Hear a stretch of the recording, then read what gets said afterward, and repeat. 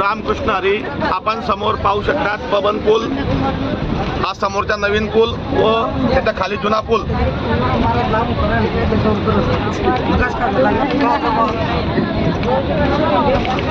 समुद्रातून रामेश्वरमध्ये जो आपण पवन पूल म्हणतो तो पूल आहे हा, जो पूल होल्ड होतो जहाज जाण्यासाठी. आमचे सर्व भाविक त्या पूल पाहण्याचा आनंद घेत आहेत. इकडे समोर पाहू शकता आपण समुद्र पूर्ण, आणि या समुद्रामध्ये हा पूल आहे.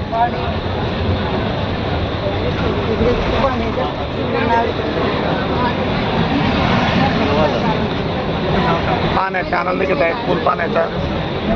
पाहिला का पूल? किती किलोमीटर आहे?